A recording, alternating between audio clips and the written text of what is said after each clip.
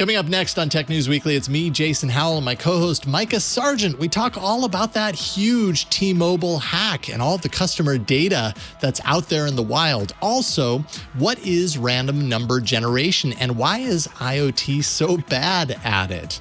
Facebook actually wants you to know what content is viewed most on its network, and it might not be the content that you think it is. And finally, also Facebook has announced a new VR workspace. It's in beta, but is it the future of virtual work? That and so much more next on Tech News Weekly.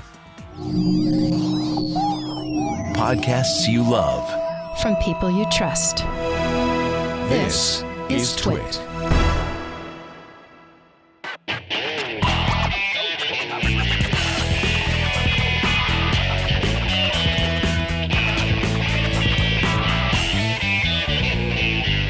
This is Tech News Weekly, episode 197, recorded Thursday, August 19th, 2021. This episode of Tech News Weekly is brought to you by Compiler, an original podcast from Red Hat discussing tech topics big, small, and strange. Listen to Compiler on Apple Podcasts or anywhere you listen to podcasts. And by Hover, whether you're a developer, photographer, or small business, Hover has something for you to expand your projects and get the visibility you want. Go to hover.com/twit to get 10% off your first purchase of any domain extension for the entire first year.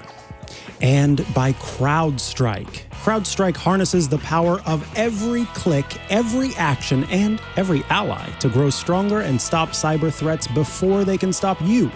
Join the fight and experience the power of Falcon Platform for free today at crowdstrike.com/twit.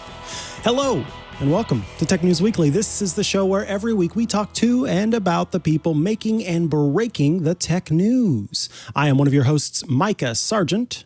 And I'm the other, Jason Howell, and at least at this moment, I'm wondering if I should be worried about this story of the week that I see you put in there for the top of the show. This news doesn't make me very happy because I have been a T-Mobile subscriber before. Have you? I have not been a T-Mobile subscriber. So it's kind of hard to say because they used to do this plan for the iPad where you could get, I think it was like 100 megabytes of data for free. And so in that sense, I have been, but it didn't require any credit check to do that. And then I recently tried out T-Mobile's Test Drive, which is this cool experience on the iPhone where you can try out T-Mobile's network on your device to see how it compares to your current one. Because with the iPhone and other devices, it's a dual SIM device that also has a built-in eSIM option. And so I was able to add T-Mobile as a network provider and kind of test between my provider and T-Mobile. So it's possible that I'm involved in this. And therefore, I think that, I also was kind of concerned about this. So what is this we're talking about? It is a security breach at T-Mobile. T-Mobile has reported more than 40 million customers, more than 40 million customer records have been affected in a hack of the system. So let's talk about how this kind of breaks down. There are 7.8 million current users of T-Mobile that are affected, as well as more than 40 million records from past or prospective customers. What does that mean? Well, anyone who applied for a credit check while trying to get perhaps a phone through T-Mobile or another device through T-Mobile and be part of the system, part of a T-Mobile service, are potentially affected within this 40 million box. It's kind of a scary one because we hear a lot about breaches for sure, but there are, you usually hear about maybe some names, email addresses. Occasionally, it'll include physical addresses. Occasionally, it'll include passwords, but they're hashed. So it kind of depends on what the breach kind of is, but it tends to be something that's a little less worrisome than this, because in this one, customers' full full names, their dates of birth, their social security numbers, and their IDs, such as driver's licenses, were included in this breach. That means potentially having all of the aspects of someone's identity involved in this breach. And so that's a pretty big deal and kind of terrifying, if I'm honest. What is T-Mobile doing about this? Well, they have put together a site where it says, it's our response to kind of what's going on. And they say, what can you do? Well, the first thing that they offer is 2 years of free McAfee ID theft protection. They say to log into your T-Mobile account online and follow the steps to create a new PIN, because that was another thing that was part of the breach is different customers' PINs. Obviously, change your password for your T-Mobile account and protect your account by, it says, use our account takeover protection capabilities by calling customer care at 611 on your phone. This free service helps protect against an unauthorized user fraudulently porting out and stealing your phone number. So this is for postpaid accounts only, as well as something called Scam Shield, which uses anti-scam features such as Scam ID, Scam Block, and Caller ID, which is a service that's free to all T-Mobile customers. For Scam Shield, that's a lot like what all of the different carriers offer for spam calls and things like that. And then they have some other options that are available. I saw some folks who are T-Mobile subscribers on the reg talking about how it was difficult for them to get online and change their PIN because T-Mobile's network was kind of overloaded as they were working on all the people who were rushing in to change their PIN, et cetera, et cetera.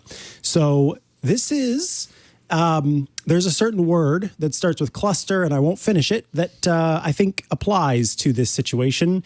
It is a big old mess is the definition of that word.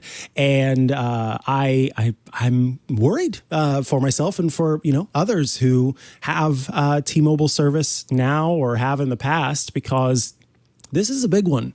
And I don't know, I kind of... I worry about these different online systems that we kind of trust to be secure, that we're willing to hand over so much of our information in order to use them. And for these breaches to happen, it's troubling. Yeah, I mean, obviously T-Mobile and any company that has, this kind of sensitive data needs to do a really good job of being sure that they are keeping this information locked down and inaccessible. Of course, sometimes I suppose there are times where you don't know where your insecurities lie until suddenly they are exposed. But regardless, getting a credit, anything that involves credit requires a certain level of data that's more than just your standard website collects from you, your address, your name, whatever. I mean, we're talking social security number here, like you mentioned, IDs, like driver's license, date of birth. And once you go into that category of information, you go into the realm of, it being much easier for someone to pretend they are you, potentially, or opening credit in your name. So it goes beyond just like general nuisance and now I'm getting spam emails. It goes into something that has real world ramifications for someone if someone using that data uses it in a way that affects your credit score or anything like that. And so, yeah, it's super troubling and concerning when it goes there. I'm so at this point, and I'm curious to know what you think. Like at this point, I feel very numbed to this sort of thing now, because I feel like every day it's a new business or, pile of data that is leaked. And in order for us to even be on the internet, I almost feel like there's no way to truly do what we do on the internet without giving some of our information to a site or a service. And then by extension, I just kind of assume and expect, as wrong as it may sound, that some of that information is going to end up leaking out or getting stolen or whatever, because that's just the reality that we live in. But when it goes this deep, that's where it gets really troubling and concerning. And I would imagine, I don't know when T-Mobile is going to contact affected users. Right. But like I was looking this up yesterday. Like I don't know. Like I've been a T-Mobile subscriber. I can't recall if I ever needed to do anything that was related to my credit. Like I certainly don't recall ever doing that, but I can't say for certain that I never did. So then I'm in this situation where I'm like, do I freeze my my credit? Because that's one thing that you can do. You can put a freeze on your credit. That way, if anyone who happens to get this information wants to, pull out a loan with all of your pertinent information that they might now have, they would reach, a stop sign there as a result of that. And I don't think there's any permanent damage to your credit score for doing that. Anyone can go in there through one of the credit agencies and put a freeze on their credit and then unfreeze it later if you need to for something. They're so actually that's something to remember. Two options. You can either implement a fraud alert or you can issue a security freeze. The one that Jason's talking about actually stops a credit reporting agency from giving away any information from your credit report without written authorization from you. And then a fraud alert, on the other hand, lets you still use your sort of credit as a way to obtain a loan or some other thing, but a loan or a line of credit. But it requires more identity verification on the part of the credit bureau, or the person issuing credit. So I can remember there was, I think it was the Equifax deal not too terribly long ago, and around that time, Apple had started, or maybe it was, I can't remember if it was at the very beginning of Apple offering this or later. And folks were trying to get a new iPhone, but because they had implemented a security freeze and they went to order the new iPhone, they were unable to do it through the pay-as-you-go plan or whatever because of that security freeze. So it's good to know that there are two options. If you're thinking about making a purchase by way of a loan or credit in the next year or so of time, do know that you can set up a fraud alert as opposed to a complete security freeze. Both of those are available to you. So keep an eye out, I guess, for T-Mobile to notify you, but I do think that it's good to be proactive with this. As I mentioned, T-Mobile has a site that you can go to where the way that I found it was I went to tmobile.com, and right at the top there was a black bar and it said what we're doing about the cybersecurity issue. I clicked on that and then I was able to see all of the different things that they offer as part of kind of the package for helping you deal with any security threat that you might be facing. So that is an option there. But yeah, everybody just kind of be on the lookout for that and change your passwords and update them as needed. It's probably completely unrelated, but my phone the past week or two has been pummeled by spam SMS messages. Probably totally unrelated, but I mean, I'm getting like 5, 6, 7 of these things a day, all coming from different numbers, blocking and reporting each one of them as they come through, but they're obviously from the same place because the messaging is the same. And then I saw this and I was like, wait a minute, is that related? It's probably not, but oh my God, what a nuisance. It sucks. Agreed. An incredible And that's nuisance. just a nuisance. That's not just that's only a nuisance compared to I can't pull out a loan for this house that, let's say I'm buying a house with my wife and I can't do it because somebody has ruined my credit because of information they got from T-Mobile. Like that's a whole other level, Yep, that takes it. Exactly. That suddenly is quite bad. All right, folks. Up next, we have a not-so-random interview about random number generation and the Internet of Things. But first, this episode of Tech News Weekly is brought to you by Compiler, an original podcast from Red Hat discussing tech topics big, small, and strange. And folks, I am so pumped because Compiler comes to you from the makers of Command Line Heroes, which I love, and I know a lot of you listeners out there love, which of course has been a sponsor of our show and other shows on the network. And it's hosted by Angela Andrews and Brent Simino.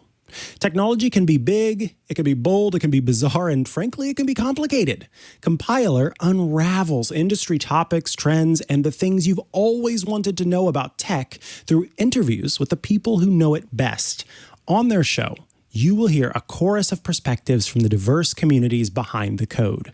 Compiler brings together a curious team of Red Hatters to tackle big questions in tech, like what is technical debt? What are tech hiring managers actually looking for? And do you have to know how to code to get started in open source? The first episode covers a topic of much debate in the tech world. It's should managers code?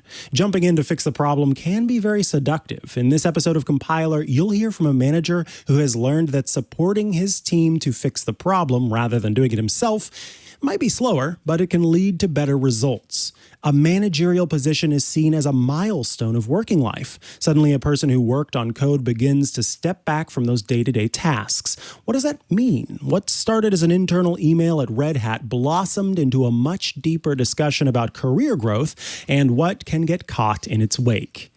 Have you ever walked into an interview and been asked to work through a coding problem on a whiteboard? Well, if you were hired, how much of your time do you actually spend in front of a whiteboard on the job? In How Do You Interview for a Technical Position, Red Hatters cast a skeptical eye toward the dreaded whiteboard interview, but discover that it can have some real benefits. We, of course, checked out the first episode, Should Managers Code? And it was a really interesting look at kind of trying to find that balance and figuring out where you belong as you continue to move up the ranks, so to speak. That can be challenging to step away from the hands-on tasks and start to work on those skills of leadership, etc. And so this is, I think, would be great for anybody who might currently be a manager or is aspiring to be a manager and kind of learn how you make that transition. The first episode of this just dropped August 5th, so you can go and download it at any time. Listen to Compiler on Apple Podcasts or anywhere you listen to podcasts. We'll also include a link on this episode's show page. And of course, my thanks to Compiler for their support. All right, Jason Howell, what have you got for us? Well, so this was a story that that Steve Gibson talked about on Security Now, not this week, but last week. Thought it was super interesting. He spent like 20 minutes on this, so definitely check out his analysis of this. But it all has to do with random number generation. And, you know, it's really easy, especially for me, like not truly understanding the systems that are behind generating random numbers. It's easy for me to just think that like generating a random number, that sounds like the easiest thing in the world, right? Like it's random. It's totally random, right? You know, and just assuming that it is. But at this year's DEF CON Hacker Conference, we actually learned that random number generation often isn't as random as you might think. It actually affects 35 billion IoT devices, according to the folks at Bishop Fox, that is Allan, Cecil, and Dan Petro, who are here. They did the research. They announced this and had a presentation at DEF CON last week. Was it last week or the week before? Anyways, it was sometime in the last like 10 days or so. But anyways, they are both here now to talk all about random number generation and what they found. Welcome to the show, guys. Hi, great to be here. Yeah, fantastic to be here. Thanks. Yeah, it's good to see you guys. And just full disclosure, Allan is actually a friend of mine. He lives just down the street, so he's also a neighbor. But he's a very smart friend of mine. And so he was over the other day and he was like, oh, by the way, did you see the research? And I was like, holy cow, that was you guys. That's amazing. So had to get you guys on. So Allan, let's start with you. Talk a little bit about random number generation, just kind of starting there. Why is it needed in computing? Why is it used in Internet of Things? And what makes computers so darn bad at it? Well, I'm going to start with that last part first. Computers are really bad at making anything that isn't deterministic. We put a lot of effort into designing computers that always do exactly the same thing every time. Because if your bank balance suddenly changed randomly, you might like it some days and really hate it other days. So we really work very hard to make computers not random. But that also has a disadvantage. When you actually need randomness, you end up in some interesting problems. So in the old days, the way they would do random number generation is with a pseudo-random number generator seeded from something. On, say, a Nintendo console, like this copy of Super Mario Bros. 3 I've got down here, they used player input, which is how this robot up here, TaskBot, is able to get deterministic output by always controlling the input of that pseudo-random number generator. In other words, controlling the source of entropy, the seed of that pseudo-random number generator. You'd always end up with exactly the same deterministic output. Now, in some things, that's fine. But when you're talking about creating, say, a security key, you really need truly random numbers. And a lot of devices go out of their way to try to add that in some way. Now, if you're talking about Linux, that's usually taking entropy from a lot of different sources. But if you're talking about IoT devices like these little guys here, they typically only have one source of entropy, which is where things get a little bit interesting. Okay, and you guys in your report spend a little time kind of differentiating between hardware random number generation and software random number generation. Dan, is there a better approach between the two? And what is the approach that we're seeing in the majority of these IoT devices specifically? Yeah, that's a good question. So the short answer is that you want to use both. So software random number generators are usually called pseudo random number generators. And the naming here can lead you astray a little bit. You might hear the word pseudo and think, oh, that's a bad kind. And then see the hardware random number generators typically called TRNGs, true random number generators, and think, well, I don't want this pseudo random numbers. Like I want the true random numbers. I want the good ones. Yeah. But that's not how this works. That's really the only distinction here is that one is implemented in hardware and one is implemented in software. So the names can really lead you astray here. So the benefit that software random number generators, the PRNGs, have is that they are algorithms. You can study them independently, much the same way that we can study cryptographic algorithms, and we can be reasonably sure that they do their job pretty well. But they come with a pretty big assumption. So they come with the assumption that you start out with some seed, some entropy value beginning some 256-bit number or whatever your entropy pool happens to be. That the algorithm, for the chicken and egg sort of reason, can't generate for you. And that's where the hardware random number generator comes in, is able to produce that initial seed, that entropy source that you could actually then use. And this is more or less how the entire computing world uses RNGs like in large operating systems. This is the way Linux works and OS X and Mac OS. The IoT world, however, is different. And that's sort of where the crux of our research falls. Yeah. So talk a little bit about your methodology then, as far as that's concerned. What caused you to look into the IoT world in the first place, and what did you notice exactly? Yeah, so we're both pen testers at Bishop Fox, and on one occasion we had an engagement with an IoT sort of device. Our client was producing like a security relevant device that did a lot of cryptography, and as a part of that needed a lot of random number generation to do the cryptography. And so on a lark sort of asked like, hey, what random number generator is the device using? And the client replied like, oh, it has a built-in hardware RNG on the thing. So thought, surely that's the gold standard for, generating hardware, for generating random numbers, right? It's a peripheral, a literal piece of hardware devoted to doing just one thing. Like, what's the worst that could happen there, right? So we've just got a big output from the random number, a couple gigabytes of just data, just numbers from the RNG. I noticed that large swaths of it were just zero. And we thought surely something terrible must have gone wrong here, some horrible buggy code or something. And so we went on to investigate other devices to try to see if this was unique. And it turned out that it wasn't. So much of the actual engineering effort in our research was finding all kinds of different dev boards for IoT devices, these systems on a chip that IoT developers will typically use, and write code for them that will exercise the random number generator, get a bunch of numbers out, and then analyze them offline. So then you've identified that there's something going on here, Allan. What does that lead to then? If these IoT devices aren't truly generating random numbers, they're throwing a lot of zeros back for whatever reason that might be. What does that lead to from a security standpoint? So I'll phrase it this way. If you had a door lock, let's just say you had a smart door lock, and you needed to generate a random password for that, whatever that might be, just a secret key. You're going to start with some source of entropy when you go to generate that password. If everyone's source of entropy is zero, you're always going to get the same deterministic output. So everyone's secret key is the same. So it'd be like everyone's door lock having exactly the same combination. Now, I'm not saying, the same key. Yeah. Right. I'm not saying that it's that bad exactly, but it's not far off. One of the things that we discovered is that at pretty much every stage of trying to work with random numbers on IoT devices, there are major pitfalls, all the way down from the very bottom of the stack to the top. One of the things that was a big issue is a lot of times if you're a programmer, you're not going to go write code from scratch if there's already examples out there.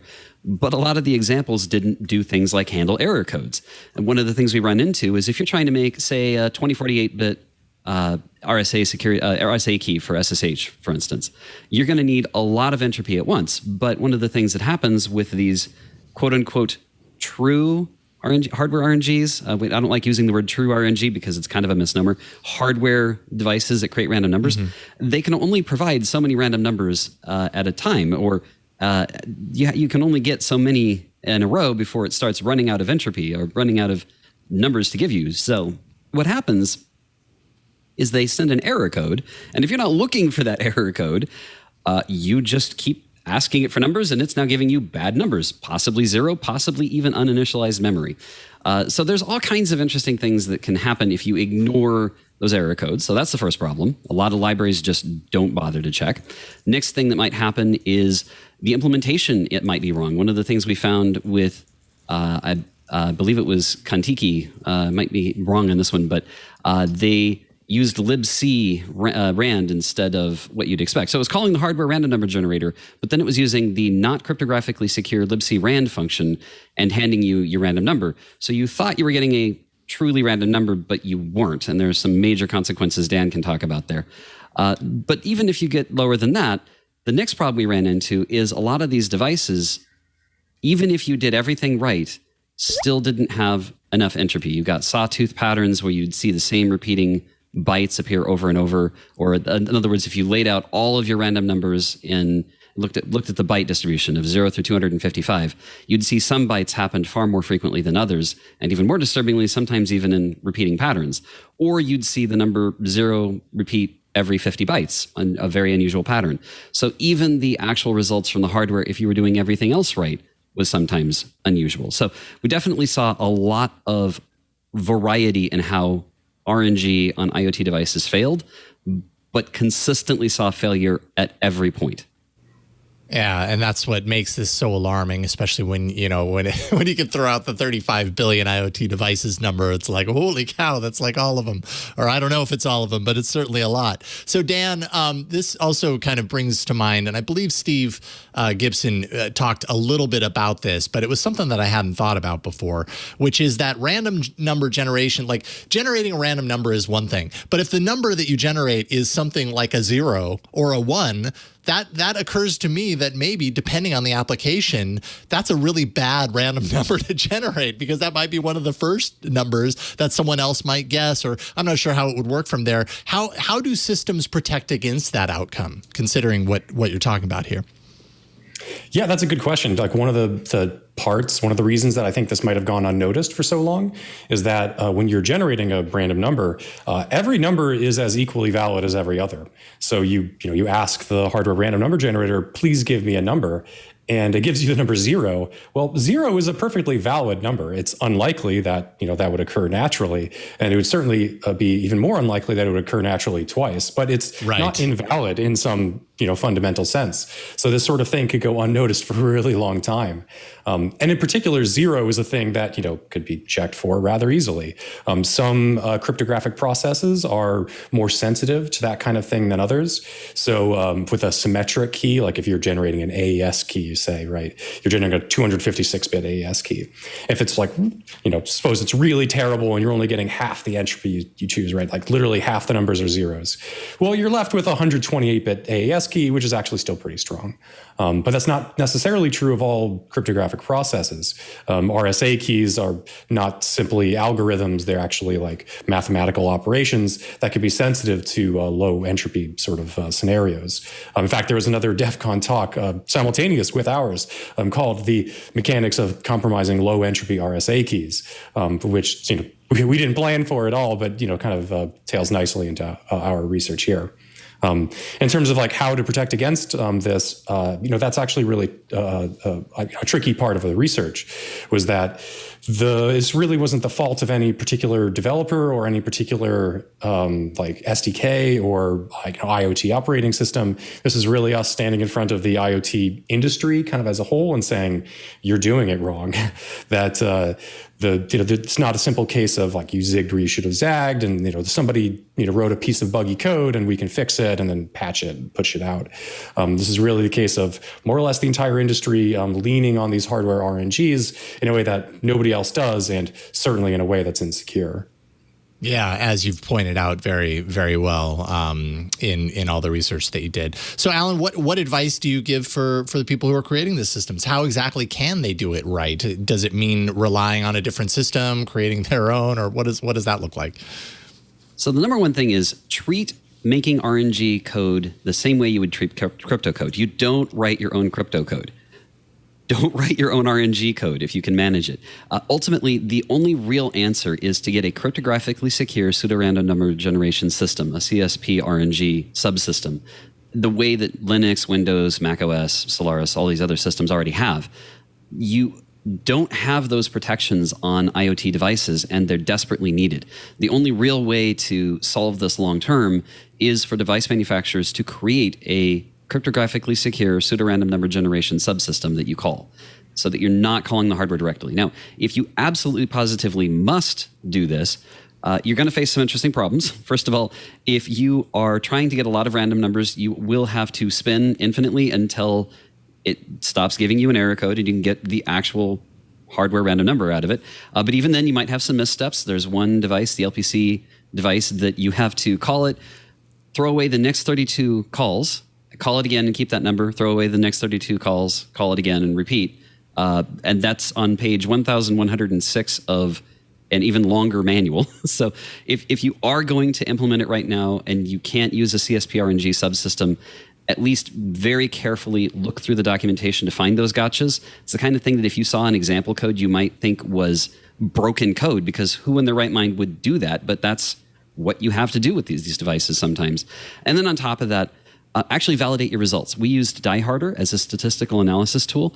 We found that even some devices that had passed DieHarder tests or statistical analysis tests on one unit from, for instance, STMicro, failed on another. So you're going to want to go through the whole chain of validating that you're calling it correctly, that your library works correctly and isn't just calling an insecure function, that the hardware RNG is actually giving you truly random numbers. It's not going to be easy for you. So the right answer, the developers need of this hardware, these devices, need to create a CSP RNG subsystem. Nice. Super thorough there. Appreciate that, Allan. And then finally, Dan, I would imagine the majority of the people who are at least watching and listening to this show right now are users of the devices, not necessarily creating the technology behind them. What advice can you give to people? And like, is this something they should be concerned about? And is this something that they actually have the ability to do anything about? Yeah, so the good news here is that it can be fixed in software. This is a thing that can be fixed in software. The bad news is it must be fixed in software. And IoT devices are notoriously not upgradable and often in the general case. So at least some devices, keep an eye out for software updates if your devices are capable of receiving them. That's a thing that you want to keep an eye out for. Otherwise, this is probably going to be a perennial issue for years to come for existing devices out in the field that can't receive software updates or are too small to be updated over the air. Otherwise, the individual users, you can try to segment devices. That's certainly a thing that, I do my own home network. You have a separate guest, Wi-Fi network that, disallows crosstalk between devices. And that way, machines can get out to the internet but not talk to each other. That's a good recommendation in general. Otherwise, this is certainly a thing that needs to be fixed sort of upstream by individual developers. And there's only so much that an individual end user can do. Yeah, indeed. In this world of technology, that's so often the answer. It's like, well, you can do your best, but you're not going to be able to completely protect yourself. Often it relies on somebody else doing the work, and that seems to be the case here. Well, really appreciate both of you taking the time to hop on and talk with me. I love this topic, and I love just the depth of your research, and that you could join us today. So Dan Petro and Allan Cecil with Bishop Fox. That's bishopfox.com to see all the research that they're doing there. Dan, if people want to follow you online, where can they find you? Yeah, I think on Twitter, I'm 2600 Alt F4. I go by. Right on. And how about you, Allan? Hi, I'm Allan Cecil. My alter ego is Dwango AC, keeper of TaskBot. You can find me over at twitch.tv/Dwango AC, but more than anything, the primary location where you'll find a lot of the crazy stuff I work on is at discord.tas.bot. The TaskBot Discord community is a fantastic place to hang out and do all kinds of things when you're forcing things to not be random by controlling the source of entropy. That's literally what we do. There we go. Right on. Well, you guys, it's been a pleasure. Thank you so much. And I'll see you soon, Allan. Thanks for having us. Take care, you guys. We'll talk to you soon. Thanks again. Cool stuff. All right. So coming up, what actually is the most widely viewed content on Facebook, according to Facebook? Well, we're going to talk about that. But first, this episode of Tech News Weekly is brought to you by Hover. I am a happy Hover user. I've got many domains through Hover. I just love it. It's time to make plans and let Hover help you achieve them. If you happen to be a blogger, or maybe you're creating a portfolio, or you're building an online store, whatever you happen to be doing, maybe you just want to make a more memorable redirect to your LinkedIn page. I mean, you've got so many different directions you can take it. And Hover has the best domain names and email addresses just for you. So you email at your domain name. You know, it's key for connecting with customers, for building trust for your brand. It's better than, randomname123@gmail.com. People aren't going to trust that nearly as much as your actual domain in your email address. They have domain-based emails for all your needs, small or large. Super easy to set up. You can add as many mailboxes to your domain as you need. And then, of course, when your domain renews, your mailboxes will too. Excellent prices. Their most popular mailbox is a no-brainer solution for business owners, and you can get access to this anywhere. So you can use the email app that you're already using, that you're comfortable with. If apps aren't your thing, well, they have their webmail where you can access it as well.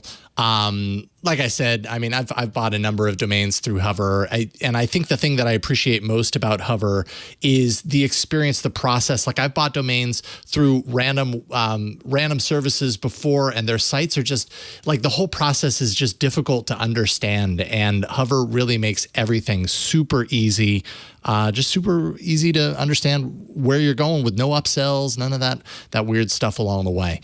Hover isn't actually here to upsell you on anything. They just want to help. So they have pro-level tools. They have powerful domain and email management tools, super intuitive, easy to use, whether you're a pro with the web or even if you're just getting started. They have Whois privacy protection that's included with your domain purchase. So your private information is going to remain private. It's just an awesome way to reduce spam and protect yourself from, unwanted solicitations and things like that. And then Hover Connect lets you pick the service you want to use to build and host your website. So Connect helps you start using your domain name with just a few clicks. At Hover, you're a customer, you're not a source of data, so you can take back control of your data with reliable, tracker-free email. Hover is trusted by hundreds of thousands of customers who use their domain names and email to turn their ideas into a reality, and that could be you too. Whether you're a developer, photographer, or small business, Hover has something for you to expand your projects and get the visibility you want. Just go to hover.com/twit. You'll get 10% off your first purchase of any domain extension for the entire first year. That's hover.com/twit for 10% off your domain extension for a full year. And we thank Hover for their support of Tech News Weekly. All right, Mikah, it's your turn. What you got? Political misinformation, political disinformation, medical misinformation, medical disinformation. If all of those are starting to form an equation in your mind that comes out to equal Facebook, well, Facebook says you're wrong. According to Facebook, the whole misinformation narrative about Facebook being the place where all of that gets spread isn't true. And Facebook is starting to release some information to let you know what are truly the most popular posts on the site. Joining us to talk about Facebook's widely viewed content report is Engadget's Karissa Bell. Thank you for coming to the show, Karissa. Hi, Hi, thanks for having me.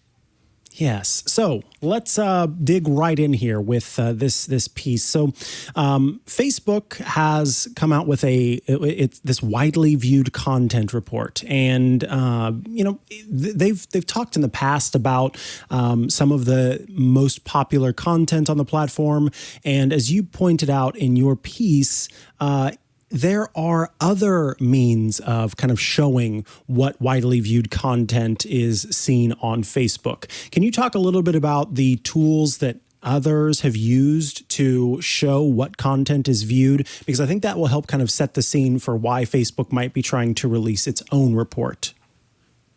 Yeah, absolutely. So for a long time, this is something that people, journalists, researchers, people who try to understand what's happening on Facebook have really been trying to understand for a long time. And that's kind of knowing what's popular, how things are being shared, how content is spreading. So until now, kind of the main way that people have gotten visibility into that is with this tool called CrowdTangle, which is an analytics platform. It's owned by Facebook and it measures engagement. So that's likes, shares, comments. That's how people are interacting with posts that are coming from Facebook pages. So that's kind of the main way that a lot of people have been sort of gaining insight into what's popular on Facebook and how that's spreading. And the thing that a lot of people have found is that it tends to be political content, a lot of sort of these right-wing pundits, Ben Shapiro, that kind of thing, tend to get very wide distribution when you look at it on CrowdTangle. And that's something that Facebook has tried to counter in various ways. Interesting. So yes, let's talk about Facebook's countering of this, because you point out something really important there, where CrowdTangle is looking at engagement, meaning all of these different means. It's the posts that are getting the most attention. And I think it's been all of our understanding that the Facebook news feed is based on engagement. The posts that are getting the most attention seem to fly to the top. And I can remember I used to work for a news organization, and I can remember sitting through many a meeting with our marketing/social media team talking about how comments coming in at a specific time and then comments coming in later and likes and all of that would affect our ability to be seen on Facebook. So if things still work how they used to, then that tends to be kind of the most important thing. And this is the, quote, widely viewed content report, meaning the content that gets in front of the most eyes. So these two might be a little different, but what is the most widely viewed content on Facebook, according to Facebook? Yeah, that's the interesting thing. They released this report and it had several lists of what they said was the most widely viewed content for, I believe it was the second quarter of this year that they looked at. So they shared, domains, and that was, very expected. It was like YouTube and TikTok and Spotify and Twitter and, things that you would expect that are kind of the most popular sites, probably for social media users.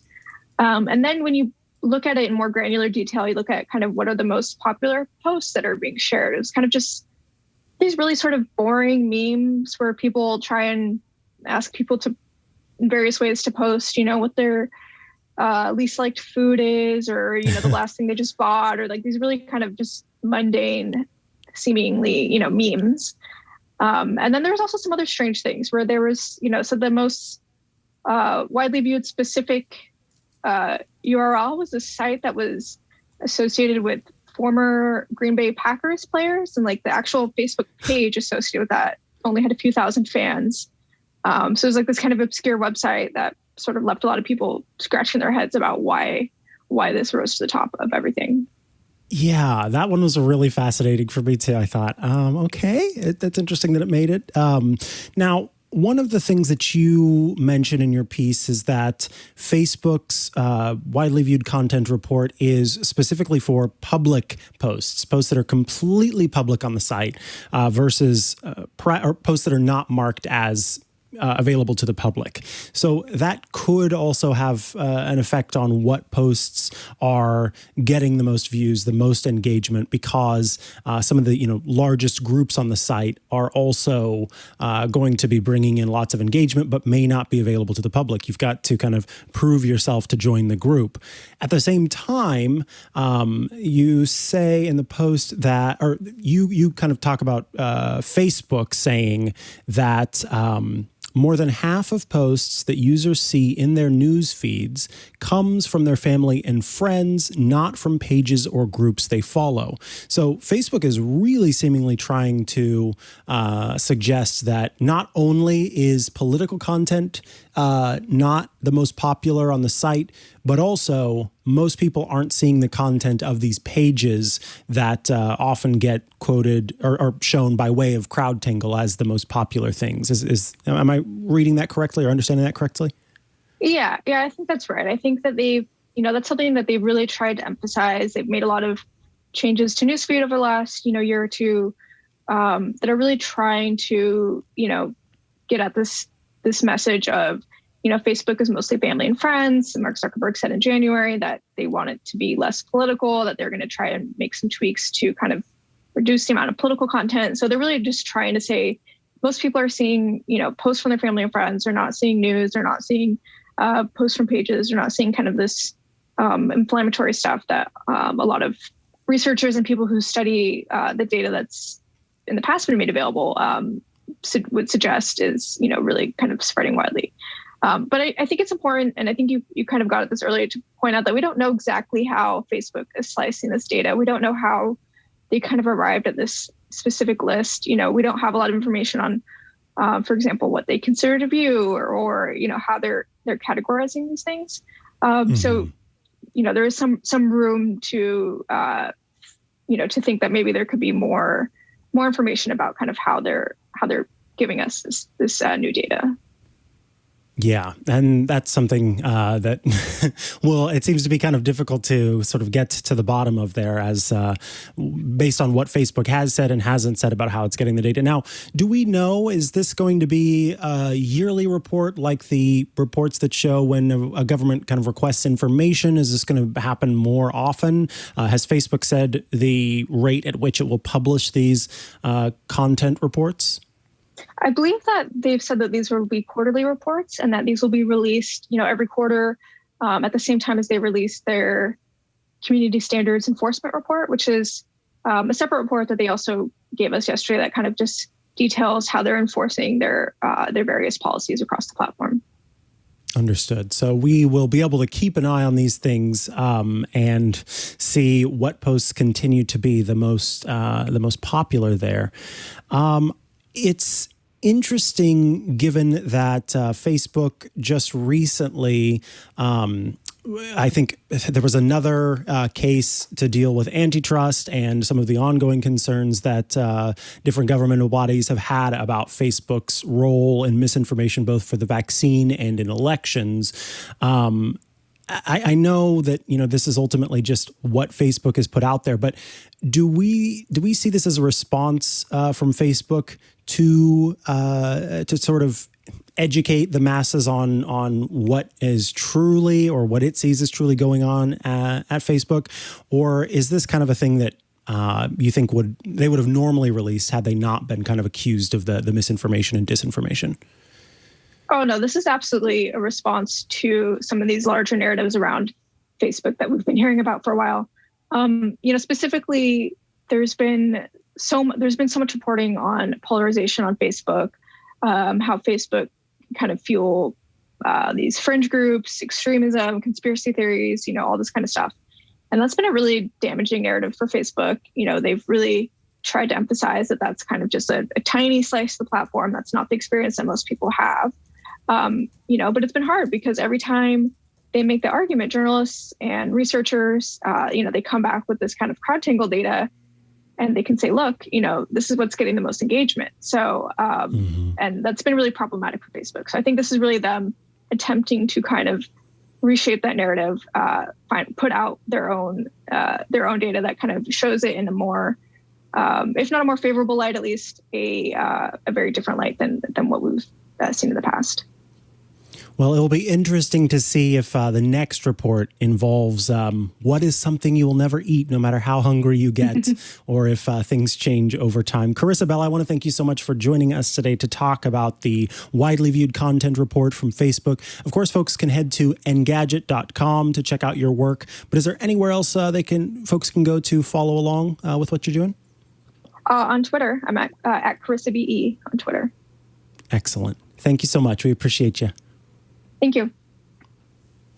All righty, folks. Up next is Jason's story of the week. But first, I promised I would talk to you about CrowdStrike. Look, you've seen the headlines, and we talk about it all the time here on TWiT. Ransomware attack after ransomware attack that are constantly holding businesses hostage. It's practically a buzzword by this point. It can feel like it's only a matter of time before they come for you, and you'll have to decide, do you pay or do you lose everything? But you can have a third option. Do you defeat your adversaries before the fight even starts? My God, I feel so inspired right now. With CrowdStrike, you're not alone in the battle against ransomware. A secure future demands a shared defense, and that's why CrowdStrike's Falcon platform uses their threat graph power by advanced AI to analyze behavior on your devices, servers, and cloud workloads to find the threats and stop them. Their security platform delivers the industry's most powerful set of tools to fight today's most sophisticated cyber attacks, all delivered via the cloud through a lightweight, intelligent agent. Forrester study finds that Falcon Complete delivers 403% ROI, that's return on investment, 100% confidence. CrowdStrike harnesses the power of every click, every action, and every ally to grow stronger and stop cyber threats before they can stop you. Falcon Complete stops breaches every hour of every day through expert management, threat hunting, monitoring, and remediation. And it's backed by CrowdStrike's breach prevention warranty. They don't just say it, they guarantee it for Falcon Complete managed customers who receive a warranty covering up to $1 million in the event of a breach. Of course, terms and conditions apply. Gartner Magic Quadrant named CrowdStrike a leader for endpoint protection platform for 2021. They mean business. Join the fight and experience the power of Falcon Platform for free today at crowdstrike.com/twit. That's crowdstrike.com/twit. Yes, you can head to crowdstrike.com, but it really helps us if you head to that URL in particular, crowdstrike.com/twit. CrowdStrike, because what we've built together is worth defending together. Thanks so much to CrowdStrike for sponsoring this week's episode of Tech News Weekly. Jason Howell, tell me about your story of the week. Well, my story of the week I thought you might be interested in as well. We've talked in recent weeks about the metaverse, whatever that is, depending on how you define it and how Mark Zuckerberg of Facebook defines it. You know, his comments in the past and recent history anyways, saying that Facebook would become a metaverse company in the future. Whatever the heck the metaverse is, it's hard to not see this latest development as at least a piece of that pie or a piece of that puzzle. It's called Horizon Workrooms, and it was shown off to journalists this week. Just today, the kind of news, everybody released their news stories about the experience. And it's an open beta for the Oculus Quest right now, apparently. Looks kind of like a VR Second Life, but designed for people working together. So this isn't necessarily a hangout environment. It's more about the workplace. So, somewhere in this world, many different employees all wearing Oculus Quest headsets while working, all appearing inside of this virtual workspace, essentially, sitting around a U-shaped table.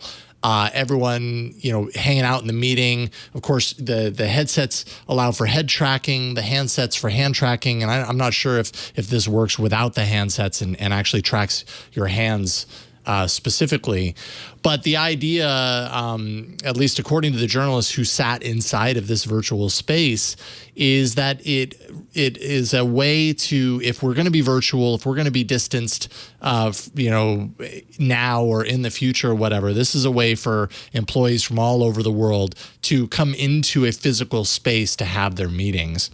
That doesn't mean that if you don't have VR, you aren't allowed in. Others who can't join in VR, they're still included. They're allowed to watch and connect via their desktop, and more like a passive viewing experience. And they can also, from my understanding, pitch in and communicate and everything as well. Zuckerberg calls it the embodied internet, which maybe is another way of calling it the metaverse or whatever that is.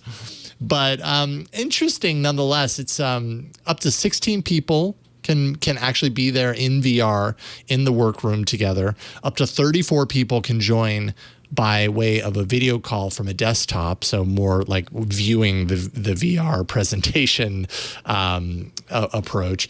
There is a way for a separate app to bring in your computer screen into its own space. So if you wanted to show a demonstration or something on your screen, you can bring that into the center of the table.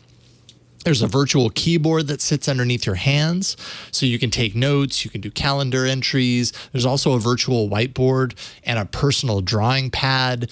All these things that are designed to make it or help it replicate kind of a true meeting, but virtually. So I don't know. Apparently, Facebook's been using this internally for 6 months now. What do you think? We'll start there, Mikah. What does this idea do for you? I've been playing with it all morning, and Nice. It's actually really interesting. So I set it up this morning. I got an email about a beta, and went ahead and installed it. There's an app for the Mac that lets you make your computer like a virtual desktop, essentially. And then there's some pairing stuff you have to do. You type in these codes, blah, blah, blah. And then I was able to set up the virtual environment. Now, what's interesting about it is, of course, I was just doing it by myself. I joined and was just experiencing it without anybody else in the room because I didn't have anybody else who had signed up for the beta yet. And even still, it was a lot of fun. So one of the first things that you do is you set up your desk in virtual space. Many of you have used the Oculus Quest 2 may have already done this because Facebook has offered this as part of the Oculus Quest 2 for a while, where you, in the same way that you draw a room boundary, you just do it with a desk, and it lets you have a stationary boundary that does have your desk involved in it. But this goes a little bit farther, where it will also do keyboard recognition so that you can see your keyboard in virtual space as well. And my favorite feature for all of it was the digital whiteboard option. So this is a pretty neat thing where you are sitting in the room. And for me, I was literally at this desk facing forward. And when I turned to my right, out extended into the distance was this gigantic whiteboard. And there are chairs sitting all around. And to my left is the screen where the people who are joining it outside of VR are able to be. And you either use your hands, that's how they want you to use it, is with your hands, but it was a little bit buggy with that. I couldn't get my hands to actually show up. So I started using the controller. And you take the controller and I'm trying to think of the best way to show this. So the controller, of course, has that top ring around it, and then there's the part that extends down that sits in your hand. They want you to take the part that extends down into your hand. We'll pretend this is this chapstick I'm holding, and grip it like it's a pen. And then you use that on your desk to draw on this whiteboard. And if you look over to your right, it shows up on the whiteboard that everybody can see. So you can think about that there's an option to import images. So you could take in, something that you're all working on a website or something and circle areas and point out things. There are 4 different colors. There's an option to erase. And then it got even cooler, because you can move from the desk to the whiteboard. And so I was able to basically turn the wall that I had seen as the whiteboard when I'm sitting at the desk into an actual whiteboard, and you stand up to go to the whiteboard. And so I've got all this space on the wall, and I'm able to use the controller to draw on this gigantic whiteboard, and everybody can see who's in the room, what's going on. So the collaborative options with this are actually pretty incredible, and I can totally see how this would be helpful. I think that the initial reaction was a little bit like, oh yeah, it's all so great to join a virtual space, and well, where are my legs? Just a top half of a person, and all of the jokes that people make about joining in virtual space. But I got into it and I thought, actually, this would be really cool because we already have apps and services that do that sort of digital virtual whiteboard. And so to have people kind of sitting around you, you're able to talk to them, they're able to talk to you, and you can collaborate in this way that feels more hands-on. Honestly, I think it's pretty cool. And then also, I had my desktop in this space, and you can share your screen, or you can just have it pulled up in front of you. And so you just grab your mouse in real life and you can click around as you would on the screen and see what's happening because it's just like a virtual desktop in this space. And so then you can go ahead and upload images as you want, or, if you're slacking with some of the people, all of that's available. You can see what you're doing. You don't have to double tap on the side of the screen to go into that mode where you can see what's around you or anything. You basically get to do everything that you would do while staying in this virtual space. So honestly, even in beta, this is a really clean and I feel well thought out collaboration platform that I think is really neat. And I want to give it a go with other people to see how it works in that way, and what can happen when everybody gets involved, either as they've given the option, just regular video, or completely in VR. So yeah, I'm bullish about this. I think it's super cool and well thought out in its early stages, and I'm curious to see how Facebook improves upon the technology. And I really liked that one of the first things that it shows you when you set up an account is the privacy, a bit of privacy terms and conditions, where it says all of the stuff that happens here is not connected to your Facebook account. Facebook is not keeping, these videos that you might do. It's not keeping your sessions with the remote desktop. None of that is attached to what you do on Facebook, and we won't use any of it to serve you ads or anything like that.